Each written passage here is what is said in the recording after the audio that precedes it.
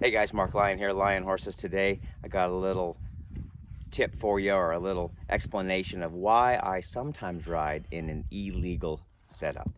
And so there's lots of reasons why something might be illegal. The two big ones are it's wrong, like we say it's wrong to steal, or maybe we're going to outlaw it or make a law against it because we think it encourages cheating.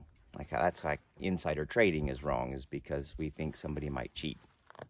Same thing with the headstall here. So there's legal and illegal headstall setups and reins and all that good stuff. So I sometimes will ride in a setup that's illegal. And so we're going to show you that on this horse today. So this isn't a legal setup.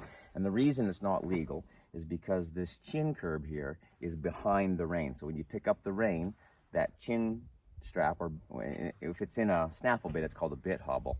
And so when we pick that up, that thing will come up there and touch them on the chin. And the reason that's not legal is because some of those guys will kind of try to cheat a little bit with it, and they'll try to use like a shank bit or a leverage bit, and they'll get their horses really broke at the pole and really kind of collected because they know that leverage is going to contact them pretty soon, and then they'll use that where they can just pick that thing up and they'll touch them on the chin, and then they'll get really bridled up. So it's kind of a cheat a little bit in competition. So that's why they outlawed it. They made a rule that said you couldn't use it because they thought people were cheating. So why do I use it with this in this setup here? Well, it's because on my young horses, this is my colt starting kind of headstall. The reins are a little lighter, the slobber straps are a little lighter, the bit's a little lighter, and it's made for colts. It's a little bit narrower.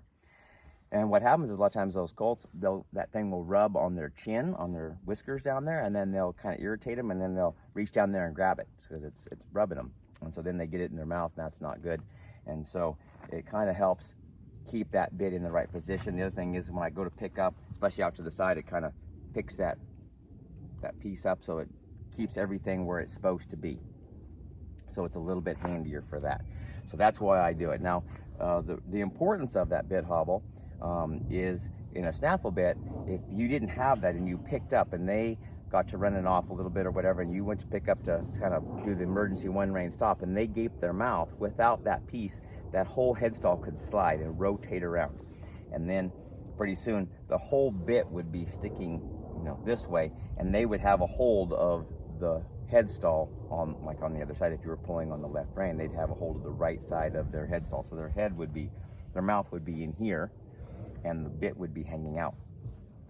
And normally that happens when they kind of go to get worried about something and try to run off, or you're kind of losing control. And if you think it's going south when you first pick up, when the bit slides through their mouth and they're holding on the leather, it's going to get worse. So it's best not to let that happen.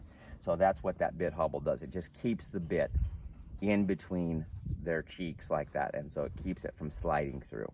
The English riders, they'll use like a full cheek snaffle or a half cheek snaffle, and so that's why they do that, is because that full cheek there keeps it from sliding through.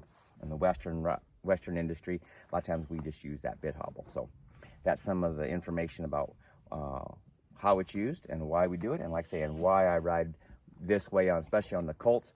Helps them get used to it a little bit better, a little easier, keeps them out of trouble.